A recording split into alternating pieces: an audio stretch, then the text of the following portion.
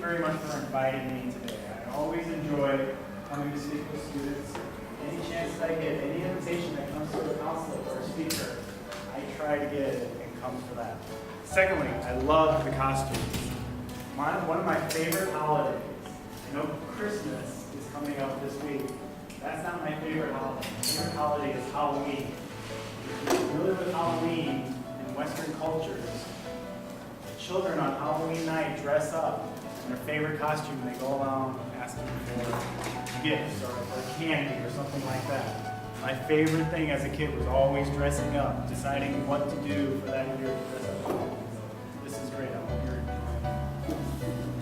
Like I said, I think the part that I was going to talk about water, we just did. I asked you some questions. I think the scientists that you had in this morning will tell you more about water than I will ever be able to tell you. What I want to talk to you about is a little bit about what diplomacy is, what it means to be a diplomat, and what we do. Okay? The diplomacy, in most basic terms, is relationship between two entities. In my case, it's relationship between two countries. And currently, I am in Thailand. I'm a U.S. citizen. I work for the U.S. State Department.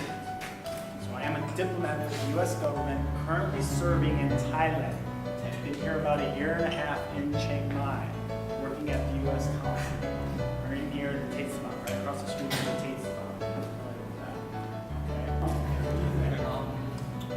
I think consulate is found in main cities, but the embassy is in the capital city. That's exactly correct.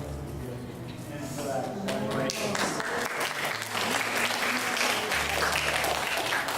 For the most part, embassies are located in the capital cities of the country that they're located in. In Thailand, the capital is Bangkok.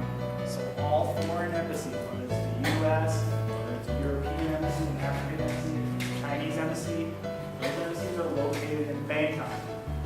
Consulates are like branch offices of the embassy. All right, go ahead. Is it true that if you stay in a country for a long time, you can apply for citizenship? Okay. If you stay more than 10 or 5 years, would they allow you?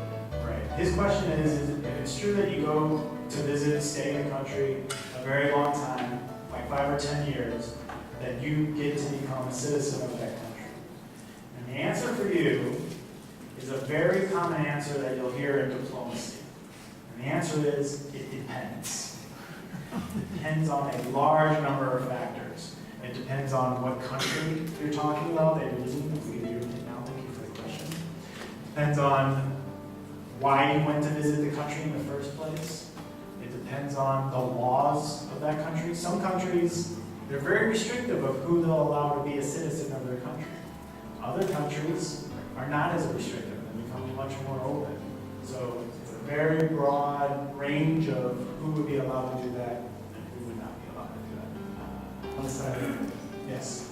Or like Korea, and in Korea, why are you only foreigners? Like, if it's my own country, I don't need to go to visa thing. To visit Korea. Yeah. And if foreigner comes to Korea, Right. you need to do visa. Why? Why? Okay, so this question is, I'm Korean. If I go to visit Korea, I don't need a visa. But if a Thai comes to visit Korea, they need a visa. Why? Basic fact is, the country you are a citizen of, you don't need a visa to go to that country. In fact, it would be illegal for me to issue a visa to a U.S. citizen to visit the United States. First and foremost, they are a U.S. citizen. If you have citizenship of that country, you do not need a visa to go visit. Whereas if you don't have citizenship of that country, depending on what country you come from, you may need a visa to go visit. Yeah, Germany.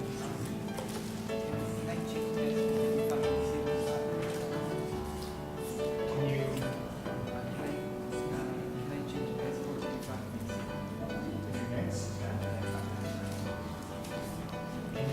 You can. The question is basically, can I have two passports? One for. change passport? It depends on the countries, right? Like America, we say once you're American, you're always an American. If you want to go get citizenship in another country, that's fine. You can do that. Some countries, like I said before, won't allow that. You're not changing citizenship. You're just deciding if you have both passports already, you're deciding what passport you want to travel on. Like, you may not need a visa to travel on your Korean passport to somewhere, but you may need it on your U.S. passport, so you may decide to travel on your Korean passport. Why is it that for European or Western person to get easier visa than Asian person? To where?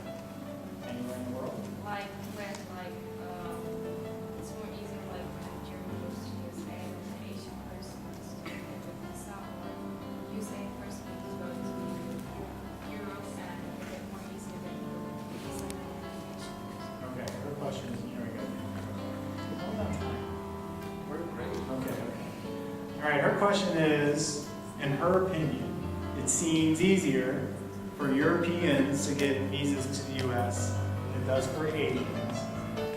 And other places in the world seem easier than others. And my answer is going to go back kind of what I was talking about before. It depends on the relationship between the two countries, right?